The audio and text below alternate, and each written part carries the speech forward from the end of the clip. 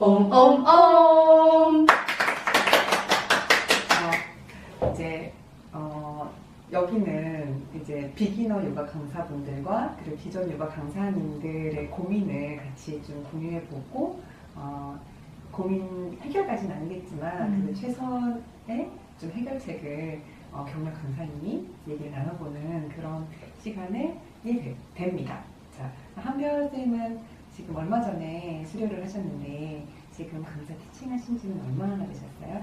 티칭 한 지는 저번 4월부터 대강으로 티칭을 계속 하다가 이번 6월에 돼서 처음으로 정규 하나 되었습니다. 네, 그러면은 그 기존의 대강을 시작을 했을 때는 어땠었는지, 그리고 이제 정규로 들어오게 되는데 대강 처음 갔었을 때는 어땠었어요? 당연히 매우 떨렸죠. 티처 트레이닝 끝나고 처음으로 실전에 투입이 되는 거잖아요. 많이 떨리고 그 전에 친구들도 많이 가르쳐보고 근데 대강을 많이 다녀보는 게 진짜 중요하긴 한 것 같아요. 왜? 실전 경험도 많이 쌓을 수 있고 대강을 하면서 그 대강 했던 요가원에서 연락이 많이 온다고 들었어요.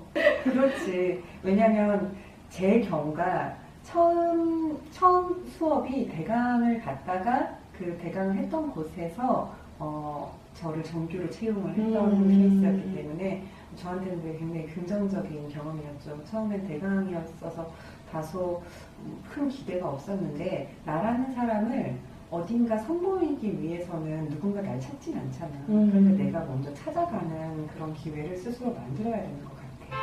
그지? 네. 근데 대강 갔을 때 제일 어려운 점이 뭐였었어요? 기억에 남는 점? 공유하고 싶은 거?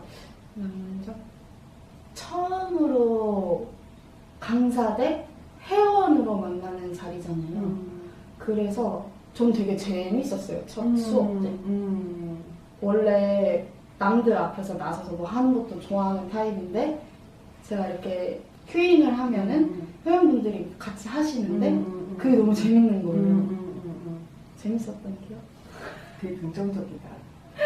나는 사실 한별이가 처음에 그 수업을 갔을 때 내 첫 수업을 돌이켜보면 제일 우려스러웠던 게 뭐였냐면 나는 한국에서 처음 티처 트레이닝을 했고 처음으로 한국어로 그 수업을 하지만 되게 풍성한 지시어를 하고 싶은데 수업을 꾸려가고 싶은데 한별이는 외국에서 했잖아. 티처 트레이닝. 맞아요. 외국에서 해서 영어로 진행을 했던 것을 한국말로 구성을 얼만큼 해낼 수 있을까, 저 친구는 어떨까, 그게 되게 궁금했었거든. 근데 어땠어? 처음에 영어 엄청 많이 썼어요. 그치? 그렇다니까 한국말 나도 아주 드물지만 가끔 외국 나가서 하면 이렇게 풍성하게 한국말로 할 수 있는 지시어를 외국어로 바꾸는 게 너무 답답하고 이게 약간 버퍼링이 걸리니까 맞아요. 어렵더라고. 근데 한별이도 그러지 않았어? 난 쟤는 그러지 않을까라는 생각이 들었었는데. 엄청 많이 써가지고 그때 피드백 받고 한국말로 거진 다 고쳤어요. 숨 인헤일 엑셀도 숨 마시고 내쉬고 그걸로 다 바꾸고. 그치. 그러면서 좀 지시어들이 좀 풍성해져야 된다고 생각하는데 나는 어느 날 느꼈어. 요가 강사가 처음에 진행할 때는 요가 동작을 잘해야 된다고 당연히 잘해야 되는 거지만 요가 동작에 굉장히 집중되어 있었는데 막상 수업을 하고 보니까 중요한 게 이거 스피치를 너무 잘해야 되는 거야. 한국말을 할 때도 좀 세련된 화법을 써야 되고 그다음 사람들이 잘 알아들을 수 있는 지시어를 내려야 되는데 이게 요가 강사도 전문 직업이다 보니까 이런 풍성한 그런 지시어를 가져가기 위해서 정보를 좀 추출할 수 있는 곳이 없잖아. 근데 결국에는 계속 다른 사람들의 수업을 들어보고 내가 듣기 좋았던 내용들을 지시어에 다시 되풀이하고 그랬던 것 같아. 그리고 또 필요한 점은 또 어떤 게 있었던 것 같아? 첫 수업에서? 첫 수업 때 필요한 점 오른쪽 왼쪽이 많이 헷갈리고요. 자기가 헷갈리면 멤버십은 얼마나 헷갈리겠어. 그거 연습을 진짜 많이 해야겠다고 느꼈어요. 오른쪽 맞아. 왼쪽 헷갈리고 근데 갑자기 돌발 상황이 생겼을 때 말을 또 더듬거나 흐트러지면 안 되잖아요. 그 집중력이 진짜 중요하다고 느껴졌어요. 그치. 네. 그치. 나는 뭐가 제일 힘들었는 줄 알아? 아직도 기억나는데 나는 제일 처음 진행했던 게 지금 시바난다 핫타를 했던 게 아니라 제일 처음에 비즈니스 수업을 했었거든. 이 시퀀스를 구성을 해서 가는데 내가 짰던 시퀀스와 현장에서 이게 약간 딱딱 매치가 안 되는 거야. 나는 너무 주옥 같은 수업을 구성해서 갔거든? 근데 그 수업을 딱 앞에 내려놓고 수업을 막상 이렇게 했는데 첫 수업인데 그 멤버십들은 내가 처음 보는 사람들이잖아. 그러니까 티처 트레이닝 할 때 동기들은 너무 동작을 잘하는 사람들이니까 그냥 착착착착 됐었거든. 근데 이게 지시어 버퍼링과 더불어서 나의 시퀀스 버퍼링을 느꼈던 거지. 난이도 조절이 잘 되지 않았던 거랑 또 한 가지는 선생님도 비슷하다고 생각이 드는데 환경.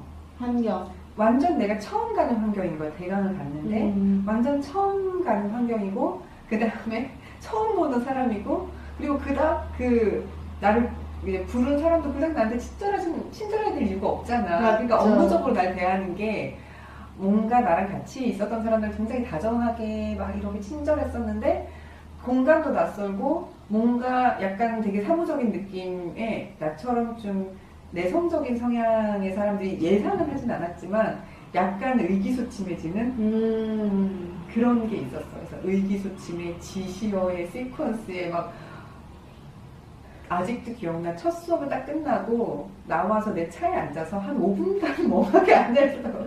자기도 되게 좋았다 했잖아. 네. 난 좀 되게 내성적인, 생각보다 내성적인 사람이었어서 잘했다고 칭찬은 하는데 먼저 그 문제점들을 되게 많이 이렇게 가슴에 와닿게 다 담았던 것 같아. 그러면서 조금씩 집으로 돌아오면서 약간 밝게 기분이 좋아지긴 했는데 당시에는 그랬었어.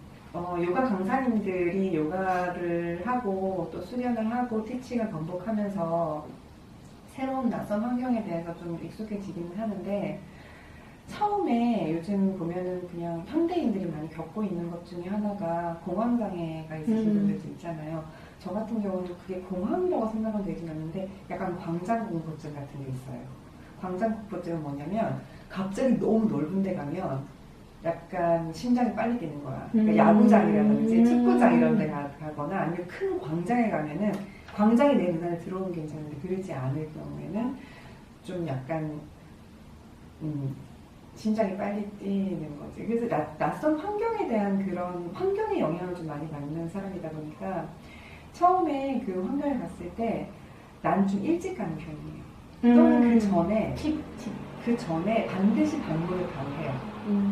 그 첫 수업 날 거기 가지 않고 내가 시간을 내서 먼저 그 현장을 꼭 보거나 내가 갈 수 없는 환경이면 현장 사진을 찍어서 좀 보여달라고 얘기를 해요. 오, 꿀팁. 괜찮으시면 제가 틀을 좀 깔 자리라든지 이런 걸 좀 구상을 해서 가면 준비 시간을 단축시킬 수 있을 것 같아요. 매트가 그쪽에서 기존에 어떻게 깔려 있는지와 그 다음에 수업 환경을 제가 좀 보고 갈 수 있게 자료를 좀 주실 수 있을까요? 이렇게 얘기할 때 싫어하는 오너가 누가 있겠어? 없죠. 없지. 그래서 나는 항상 현장 사진을 좀 보내주실 수 있겠습니까? 라는 이야기를 항상 해. 그걸 내가 한 7년 만에 알았지. 7년까지 나한테 한 5년? 그전에는 이렇게 자주 외부 출강을 갈 일이 없었는데 경력이 쌓이면서 계속 외부 출강이 많아지는 거예요. 기업 강의도 가게 되고 그다음에 이제 대강이 아니고 기업 강의라든지 출강을 가게 되는 상황이 생기는데 출강 갈 때도 항상 외부 환경에 대해서 물어보지. 어쩌면은 친한 곳에서는 장점이 또 환경이 친숙한 것도 있지만 난 또 친숙한 환경에서 겪었던 어려움이 하나 있었어. 뭐예요? 여기가 어려움이라니. 어떤 어려움이었냐면 처음에 이제 수업을 했던 곳이 내가 친숙한 공간이었는데 역시 친숙한 사람이었어서 그 사람들이 어려웠어. 왜냐면 그 사람들은 날 잘 아는 사람이잖아. 그러니까 그 사람들 앞에서 내가 수업을 한다는 게 아예 모르는 사람들 앞에서는 오히려 수업이 쉬운데 뭔가 날 아는 사람들 앞에서 완전 독수리의 눈으로 날 바라보는 것 같아서 너무 떨리는 거야.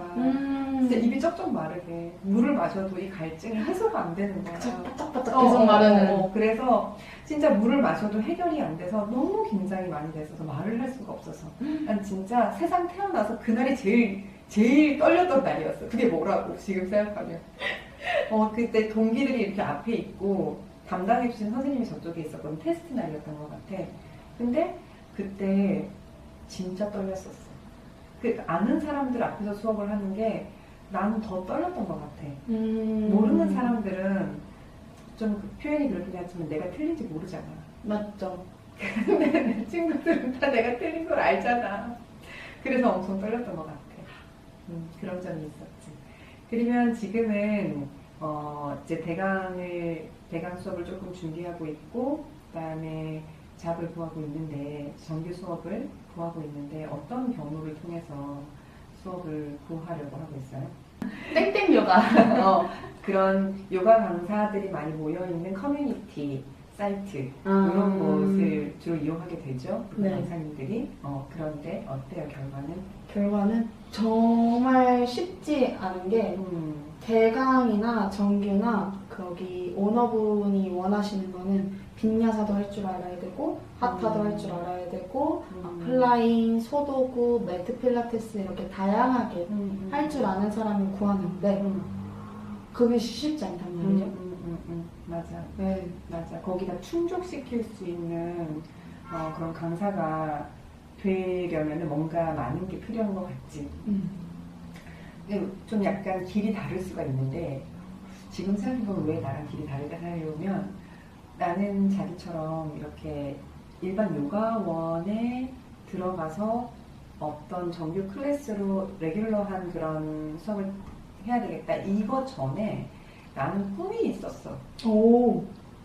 물론 약간 막연한 수도 있는데 그냥 나는 내가 잘 될 거다라고 그냥 그거는 확신을 했어. 난 왜냐하면 난 열심히 하니까. 진짜 열심히 하는 사람이었어서 나는 내가 원하는 직업은 얼마든지 구할 수 있는데 그 질의 높이를 얼만큼 할 건지를 내가 결정하는 내 맘대로 결정을 하는 거였지. 그래서 나는 그때 요가 티처 트레이닝 처음 딱 시작할 무렵 결정을 해서 나는 산후 요가를 되게 잘하는 사람이 되겠다라는 거였어서 그래서 뭔가 빈야사라든지 소도구라든지 이런 거에 꽂힌 게 아니라 산후를 파야 되겠다로 꽂힌 거야. 그래서 국내에 있는 산후 요가 관련되어 있는 프로그램을 난 다 섭렵하겠다였었어. 오.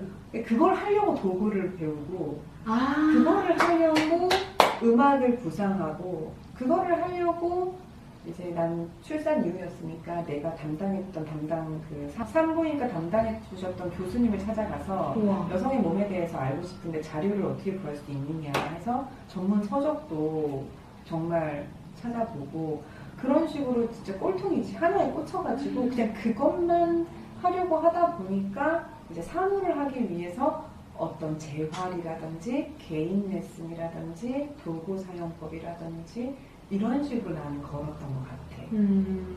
그러면서 이제 물론 난 빈야사를 처음 했었으니까 빈야사를 하다 보면 아시탄가 수련을 하게 되기는 해. 동작을 조금 더 완성도 높은 동작을 하려면 이게 필요하다고 생각을 했던 것 같아. 나도 그렇게 흘러가긴 했는데 아시탄가 티칭을 한 번도 한 적은 없어. 그러니까 수련은 수련대로 하고 티칭은 티칭대로 한 거야. 이해돼? 그러니까 빈야사를 내가 전공을 하고 나서도 빈야사에서 내가 동작에 관련되어 있는 수련을 계속 좀 더 빌드업 시켰고 내가 티칭할 것은 아시탄과 빈야사랑 전혀 상관없는 분야야. 산후잖아. 출산 후 여성분들이니까 그렇게 가다가 지금 이제 여기 온 거지. 시바난다 강사가. 그 과정이 되게 많기는 해. 주옥 같은 과정들이 되게 많지. 지금 내가 어느 날 나도 자기처럼 해외에 있다가 한국에 처음 그러니까 오랜만에 들어왔을 때 마찬가지로 그 커뮤니티에 들어가서 직업을 구하려고 다시 구하려고 알아보니까 너무 안타까운 거야. 자기 얘기했던 것처럼 빈야사, 힐링, 도구, 아시탄가, 에어리 이거 다 할 수 있어야 되는 건 거야. 근데 수업료는 10년 전에 똑같더라고. 계속 똑같아. 근데 그 많은 것들을 다 소화해내는 게 그 시점에서 끝나는 게 아니라 매해마다 바뀌어. 새로운 것이 나오면은 그 새로운 걸 또 요구하는 것들이 생기는 거야. 뭐 유행하는 거. 우리나라 원래 에어리얼 플라잉이 없었어요. 근데 2011년 정도에 에어리얼 플라잉이 확 붐을 일면서 전국에서 그걸 안 하는 집이 없으면 안 될 정도로 모두 다 하게 되다 보니까 강사들이 다 플라잉도 배워야 되는 상황이었어.